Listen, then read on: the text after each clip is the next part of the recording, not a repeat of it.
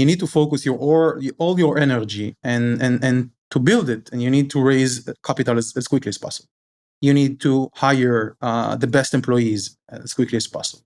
You need to build a product as quickly as possible. You need to start working with the market and with customers right from the start. You don't need to build something for 24 months in your garage and then go to the market and find out that it's not the right solution. You need to work with the market right from the start. And it's all about growth. It's all about running as quickly as you can. Welcome to 20-Minute Leaders. Just sit back, relax, and learn from the leaders of today. It's a journey. Each one is different, unique, inspiring. Let's get started. This episode is powered by J Ventures, a community-driven VC fund in Silicon Valley, in partnership with Leumi Tech, sponsored by Hippo Insurance, Upwest Labs, Turing, Hillel at Stanford, Leap, and in media partnership with CTech. It is rare that I get to speak to somebody who has so much experience in the cyber world, over 20 years of experience as a serial entrepreneur, as an investor and executive. Meet Shai Morag, the CEO of Ermetic. Previously, he co-founded and was CEO of Secdo, a cybersecurity company that was acquired by Palo Alto Networks and of Integrity Project, a company specialized in connectivity, networking, and security solutions acquired by Mellanox. Shai served for 10 years as an officer in the IDF Intelligence Corps Unit 8200, where he held a variety of roles in management and product development and won several national awards for excellence. Shai is a graduate of the Talpiot program and earned an MBA from Tel Aviv University. Shai Morag, welcome to my show. How are you? Very good. How are you? Thank you for having me. I am extremely excited to have you. We're going to have a lot of fun talking both about your journey, but also cyber in general, in the cybersecurity space, a very hot space, obviously, both in terms of capital, in terms of talent, in terms of our own ecosystem here in Israel. And you're really an integral part of this ecosystem with some incredible ventures that you've been a part of, and I'm excited to touch both on Secdo, but also on Ermetic, and understand a little bit better your insight into the industry. But before all that, I have to talk a little bit about poker because it's a personal passion of mine, and I'm always excited when I meet somebody so smart who also really enjoys the game. Tell me a little bit about your experience with poker and with bridge as well. Okay, cool. So it's I would say it's great questions, and I would say that also probably there is also some similarity between poker and bridge, and also I would say in being an entrepreneur and founding companies. So just maybe to share with everyone that I play poker, I play bridge. Both, I would say, it's not my profession, but it's like I would say it's semi-professional. It's more than a hobby. And I would say there is a lot of similarity between the games. Both of the games are games of, I would say, missing or not enough information. You have some information, limited information, I would say. You have some information. You have the information of your cards. In some cases, like in bridge, in some time or during the game, you have more information from other cards or for other player cards. But you need to infer what they have, or what's your decision that is based on what they have, or what you expect them to have, what's the probability or the chances for them to have. In poker, you need to infer it from the way that they play, the way that they bet, the way that they react to your bet, from what they are doing. Sometimes it's from physical reads in some cases, but in many cases, it's just based on how they play. And you need to understand what is the range, or what's the possibility of all the cards that they can have. Also in bridge, pretty much the same. In both of the games, it's very even in some cases, poker seems to be like I would say gambling or gambling game. In my mind, it's mostly a game of missing information and limited information, and this is pretty much the challenge. And I would say that also in building companies, you don't have all the information. You need to have decisions that are made on limited informations. You need to build your strategy based on limited information. And you need to be ready to lose in some cases, because you're wrong in some cases and you win in some cases. And if you play correctly and if you build your company correctly, you win more than you lose. And in the long term, it makes sense. I love the way you're looking at this. I've been feeling so isolated in my viewpoint on poker that in some cultures they look at it as gambling. I always look at Daniel Negreanu and Phil Ivey and Phil Hellmuth and the way that they play the people. They don't play the cards. It's the decisions under uncertainty. And what you're Right. describing here is sometimes you need to lose in order to get the information. Sometimes you're playing to not even to win the specific hand because you understand that the journey is more complicated than one specific hand. It's understanding the players. It's a marathon, and then people shouldn't be surprised when it's usually the same 9 people arriving at the final table of the World Series of Poker, or at least some combination or permutation of those people. And I love the analogy to startups. Now, a little bit about you. So you're deep into the cyber world. With multiple ventures, both as an investor but also as an entrepreneur. I'd Right. love to start sort of 30,000 feet in the air and then dive down to what you're doing today. Cyber for you, what is it really about? So I would say probably many things. So first, there is the real, I would say, the real need in the market and the real mission to help the world and help improve the world, I would say. There is a real challenge with cyber crime, and in general, we are in the internet. All our data is out there, and there is risks that or criminals or sometimes even countries or states that try eventually to take the advantage of the data that is out there, and we want to improve the world. Again, I would say this is pretty much one of the main things here. And the second thing, it's my profession. I would say it's what I know best. I'm doing it for around 25 years. I was trained to do it. I understand the ecosystem. I understand the industry. I understand the technology. I started my career as a soldier, I would say. I served in the Talpiot program and then in the A200 unit doing cybersecurity since pretty much the beginning of my career. It's pretty much since my early 20s. Um, and I understand what's happening. I understand the tech and building companies. I understand the companies that on the ecosystem. I understand the needs. I understand the market. I understand the customers. So I would say so. First, of course, it's something that I'm passionate because there is also some ideals here, but it's also something that I do best and I excel in. And this is something that, of course, we like as human beings. We like to excel in things, and we like to do things that we do well. So pretty much, these are probably the main reasons why I'm in this industry, I would say. And so 20, 25 years in the industry, you're pretty much, a pioneer in the cybersecurity space. We're seeing it grow in complexity and exponential capacities. Really, remarkably, I'm seeing every 2 or 3 years, I'm seeing a breadth of new types of companies emerge for new types of problems that even when I was, in the 8200 unit, I didn't even consider existed. And it's both inspiring in some capacity, but it's also a little bit scary and challenging to keep up. How how has cybersecurity transformed across these 20 years in your eyes? Has it become much more complex? What has been the main challenge of keeping up and making sure you're always on top? So it's also a great question, I would say. So we know that because I would say pretty much because of the damage from cybercrime is estimated somewhere, I would say pretty much maybe in around $1 trillion a year, and maybe it's an underestimation. There is a real need in the market, and of course the industry will grow, and this is why you see more and more startups. You see more and more companies that try to solve some of the problems or many of the problems.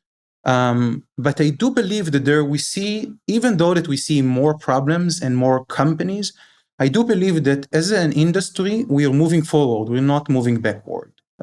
I would say that we are focusing, in some cases, some of the things that took us many years to develop in the beginning of this I would say the cyber realm or the cyber world. Right now we do it quickly. It's many of the things that the improvement with cloud, the improvement with how you develop new software. So I would say many of the things we can develop solutions a lot quicker. We can and also this is something that we see also in the industry. Many of the solutions work and integrate and work together, which is also very important. So I would say as an industry, we're evolving. So I feel that we're moving forward, even though that there are still new technologies all the time and new infrastructure that you need to protect. So there is also new needs, and the needs are also evolving. So I expect the industry to continue to grow because there is a real need, but I do feel that we're moving forward. So there is hope, I would say, and I would not look at it as something pessimistic. Right. And obviously, as technology progresses, and we've seen this tremendous acceleration over this past year, in terms of digitalization of a lot of infrastructure that previously was on premise. And all of a sudden now we're seeing this cat and mouse game between, the attackers and the defenders, the red and blue teams, just becoming more and more frequent in more and more industries. And so a lot of the times when I hear a lot of people say that, the cybersecurity space is a bubble and it's not justified, it stings a little bit because in my mind, that statement just doesn't make sense. I mean, we're seeing an industry that is very soon going to be dominating, in the tech world, at least as far as I can see it, right? Right. So I completely agree. I would say the need, again, this is why I don't think that there is a bubble here.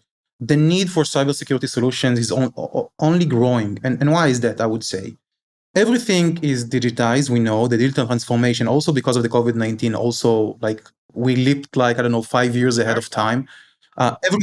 Everyone are doing the digital transformation even before the day planned before, I would say. And the need is really, really there. This is one. On the, I would say another thing which is very, very, very important here to understand that because all the data is out there, there are new compliance and regulation all the time, and the liability on the companies and on the executives and the leadership of the companies is also something that we see more and more in the last few years. We know that the GDPR eventually created a very big liability on the companies to make sure that they protect the data of their customers. And also there is also personal liability to leadership and executives in the companies. And GDPR was just the first, I would say, the first regulation that created this. But you have this privacy regulation that everyone knows and talks. You have the CCPA. You have other privacy regulations that eventually creates more and more and more responsibility and liability on companies to make sure that they protect their customers' data and they protect their customers' privacy.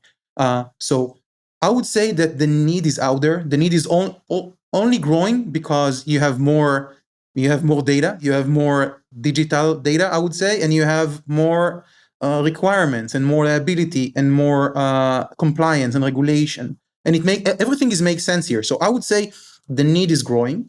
And when you look at Israel, again, and specifically if we look at our local industry, we have the talents here are amazing. If you compare it to the rest of the world, for many reasons, again, we're not trying to be, I would say, show off here or too proud here, but we should be proud because we have the talents here, because we're working on it in the army, we're working on it in the intelligence corps. We understand that it's a main challenge.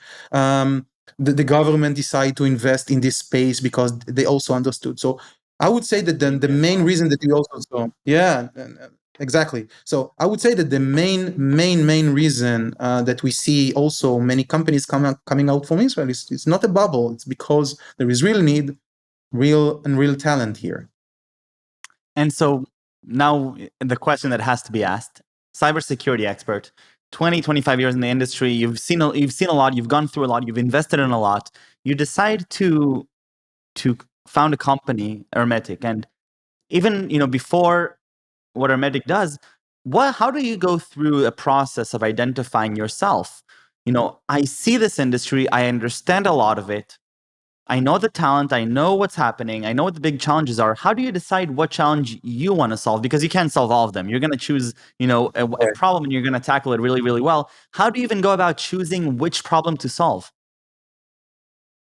It's an excellent question, I would say, and every entrepreneur and everyone that wants to found a company, I would say, needs to ask himself what is the way or what is the secret sauce here. So I can share what we did. all of us, the four founders of Ermetic, all of us are repeat entrepreneurs. All of us understand the market. All of us understand the ecosystem, and we've done it before. So what we decided to do is, again, I would say, is ask the market where are their needs, and then go talk with the market. We understand that the knowledge, and even though that we are experienced and we know, eventually the customers and the market really understand what it needs. So what we did a couple of things. First, we interviewed more than 50 customers, specifically the CISOs for cybersecurity, because they are the buyer, they are the economical buyer, they are in some cases also the user, but they understand what they need. And we also ran a survey with 300 CISOs. We used IDC, we worked with IDC to have a survey with 300 CISOs and ask them what keeps them up at night, what are their top concerns. And we decided to focus on the challenge where we're focusing today in Ermetic, on cloud security, and specifically on cloud security, on infrastructure security, and specifically on around identity and access, because we found out that this is the things that keep them up at night. These are their top concerns. And so you identify that specific segment for repeat entrepreneurs. And then what happens? So you start and you say, now what? So you have the data, you have the passion, you have the experience. How do you then grow so quickly? So it's a great question. So first, of course, you need to make sure that though that the market tells you what it needs, you need to understand and to research and to understand that there is a demand here, but not enough supply. You need to understand that this is a growing market, or growing enough market, that there is an opportunity here to build a company. And after you're doing all the research is the key here. It's not something that you need to decide without the research. You need to research. You need to understand what is the demand. Again, we discuss it with the market. What is the supply? What are the competition? What are the competitors? What the competitors are doing, and what other companies have in this space. And this is if it's also part of the trend. And then you execute. You focus your whole life on that. Of course, yeah. I have kids. I have a wife. I need to make sure that I also. Probably I'm a father. This is the first thing that probably characterized me. But again, you need to focus all your energy and to build it, and you need to raise capital as quickly as possible. You need to hire the best employees as quickly as possible. You need to build a product as quickly as possible. You need to start working with the market and with customers right from the start. You don't need to build something for 24 months in your garage and then go to the market and find out that it's not the right solution. You need to work with the market right from the start. And it's all about growth. It's all about running as quickly as you can. I would say you start very quickly, and then you increase your speed, as probably we know the quote from the famous movie. Now, Shai, you took on an additional challenge, because you're not just the founder, you're also the CEO. And with that comes a lot of responsibility to not only say, yes, right, we have a great problem, we have a great team, we have capital, we bring on a few dozen amazing people to be on the team. Now you have to continue maintaining a culture of excellence, right? In the space that you're in, if you don't improve, you die, you go backwards. You can't just provide the same solution for forever and assume that the world stays the same, because everything around you, not just competitors, but also the red team, things advance, things change.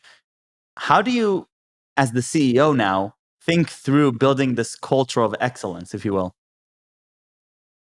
Mm-hmm. It's a great question. So another thing that we did in the beginning, and this is also I would say a big part of the responsibility of the founders and the CEO, is to make sure that we understand what are the values of our company, what is the culture that we want to create. And when you start talking about it, you find out that even though that probably all of the founders and all of the CEOs want many things, when you prioritize them, you found out that it's different between different companies, different CEOs, different founders.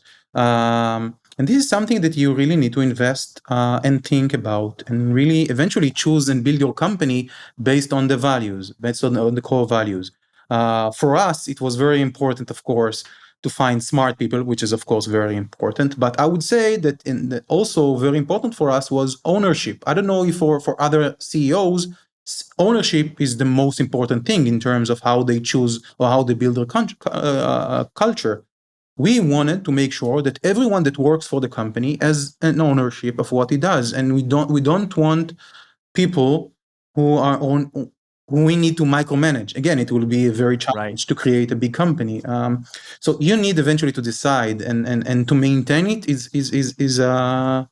is challenging. You need to make sure that every decision that you make, you have your core values and everything that you talked about and thought about. You need to make sure that it's on the same page. You need to make sure that when you say that ownership is most important, when someone eventually doesn't perform well on this part, sometimes you replace him, I don't know, or you choose the right person based on that and not on others.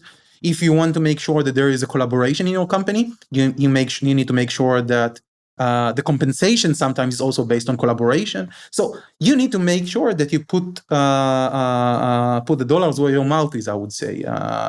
So also this is something that needs to align. And it's also a very big part. And I would say in different stages of the company, it's very hard. When you grow from the founders to, I don't know, the first core team, it's a challenge. But when you grow to 50 people, it's a challenge. Then you need to grow to 100 people, it's a challenge. And then you grow to, I don't know, a couple of hundreds or 500. All of them are different challenges, and it's not the same. This is also very fascinating, and being a CEO and being a founder of a company. And it sounds like one of the most exciting pieces is that you overcome one challenge and you're confronted by the next challenge. Because if you succeeded in that challenge, you get to be challenged again and again in the various stages, and it sounds like it's extremely exciting and rewarding. Shai, I have to let you go back to run a company, but I do have a few questions if you're open to them. All right. Mm-hmm. Cool. So, yeah, of course. Favorite subject in school, middle school or high school?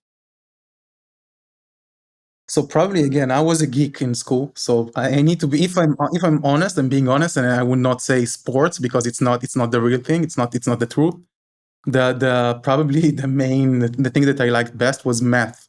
I was a math geek. I did my Bagrut exam earlier. I started my bachelor degree in high school. Again, I was a geek in high school. I'm a geek also right now, but let's say I'm not. I can't say I'm surprised by the answer.